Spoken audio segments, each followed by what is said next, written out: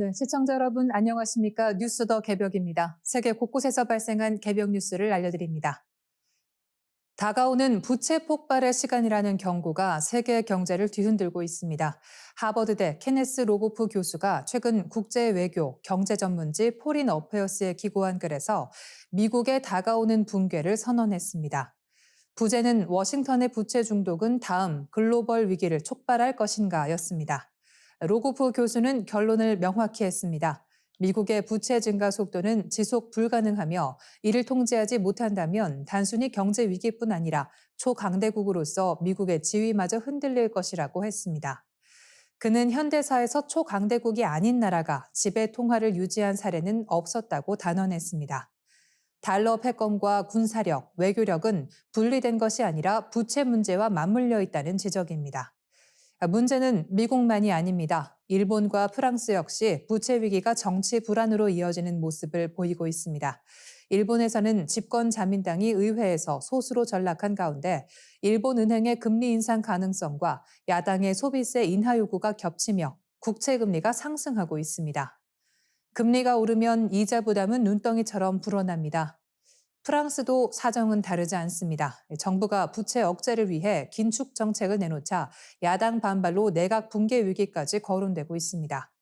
정치 불안은 국채 금리 급등을 불러와 시장 혼란으로 이어질 수 있습니다.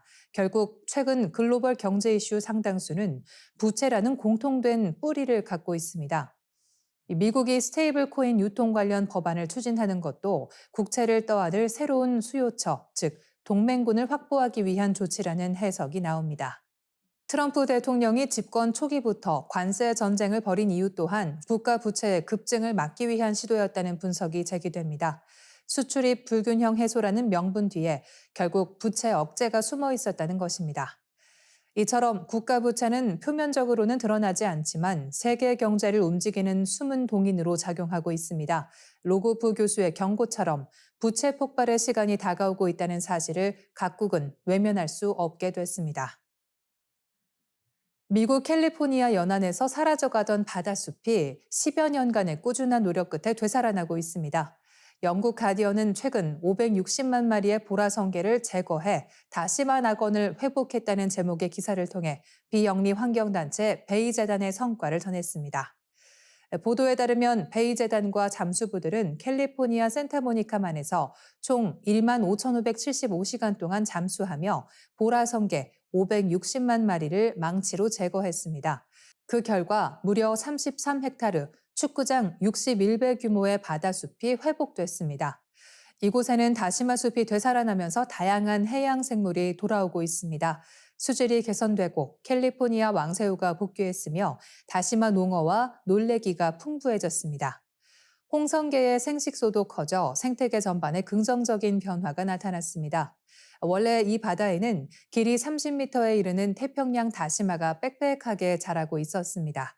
하지만 바다 수달, 남획, 화학공장 유입수의 오염, 불가사리 집단 폐사 등 복합적 요인으로 다시마 숲은 80% 이상 줄어들었습니다. 특히 보라성게가 폭발적으로 늘어나며 생태계 균형이 무너졌습니다. 적정 개체 수가 1제곱미터당 2마리인데 실제로는 70에서 80마리까지 치솟으면서 다시마 숲이 사실상 전멸한 것입니다.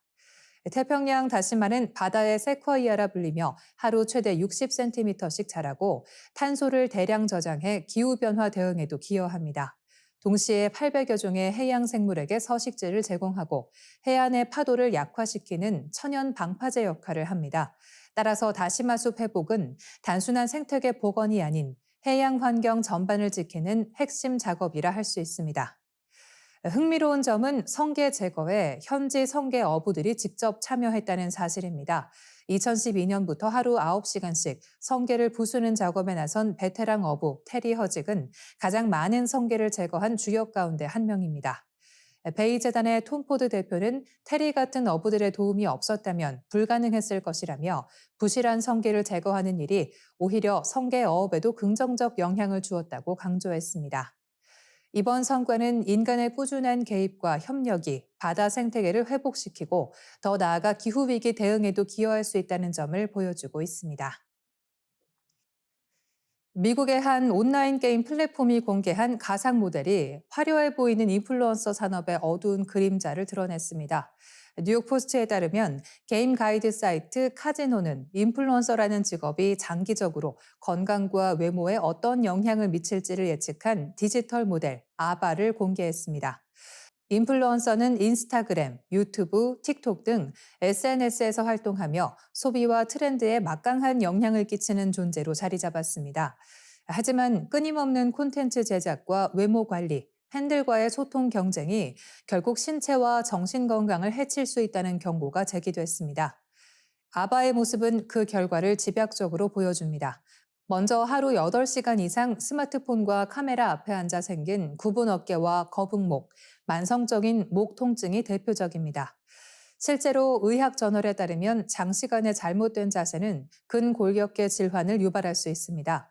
또 반복적인 메이크업과 잦은 시술, 강한 조명 노출은 피부염과 색소 침착, 잔주름을 일으키는 이른바 디지털 노화를 가속화합니다. 눈 건강도 심각한 문제로 지적됐습니다. 영상 편집과 라이브 방송으로 장시간 화면을 바라본 결과 안구 건조증, 충혈, 시야 흐림과 다크서클 등이 나타난다는 것입니다. 전문가들은 이를 예방하기 위해 20분마다 화면에서 눈을 떼고 20피트 떨어진 곳을 20초간 바라보는 20-20-20 규칙을 권장합니다. 외모의 변화도 뚜렷합니다. 필러와 같은 성형 시술이 반복되면서 얼굴이 불균형하게 변하고 스냅챗 이형증이라 불리는 왜곡된 자기인식 현상까지 유발될 수 있습니다. 헤어스타일링과 붙임머리, 염색 등은 견인성 탈모와 모발 약화를 불러오며 장기적으로는 회복이 어려운 영구 탈모로 이어질 수 있다는 경고도 나왔습니다. 아바는 단순한 상상이 아니라 이미 현실에서 나타나고 있는 문제를 반영합니다. BBC가 2023년에 발표한 보고서에 따르면 일부 인플루언서는 주당 최대 90시간을 스마트폰 앞에서 보내고 있으며 이로 인해 목과 척추 질환을 겪고 있습니다. 카지노 측은 아바는 내일의 인플루언서이자 오늘의 경고라며 단순히 특정 직업군만의 문제가 아니라 스마트폰과 SNS에 과도하게 의존하는 현대인 모두에게 해당하는 메시지라고 강조했습니다. 전문가들은 지금의 선택이 미래를 결정한다며 트렌드에 매몰되기보다 건강과 웰빙을 우선시하고 일과 삶의 균형을 되찾는 것이 장기적으로 더 지속 가능한 길이라고 조언했습니다. 서울의 외국인 의료 관광이 팬데믹을 완전히 뛰어넘으며 연간 100만 명 시대에 성큼 다가섰습니다. 성형외과와 피부과 중심으로 강남, 서초, 마포 등 주요 지역에 환자가 몰리며 결제된 의료비만 1조 2천억 원을 돌파했습니다. 특히 전 세계적 흥행작인 K-팝 데몬 헌터스의 영향으로 한의원 방문까지 필수 코스로 떠오르면서 증가세는 더욱 가팔라지고 있습니다. 서울시에 따르면 지난해 외국인 환자 수는 117만 467명으로 역대 최대를 기록했습니다. 이 중 99만 9,642명이 서울 의료기관을 이용했으며 이는 전년 대비 2.1배, 팬데믹 이전인 2019년과 비교하면 3.1배 급증한 수치입니다.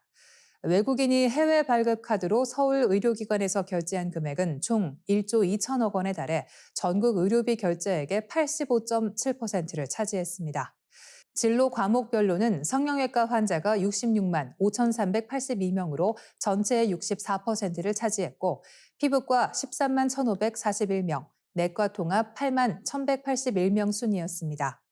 환자 쏠림 현상도 뚜렷해 강남구에만 37만 7,073명이 몰렸고 서초구, 마포구, 중구, 송파구까지 상위 5개 자치구에 전체 환자의 92%가 집중됐습니다.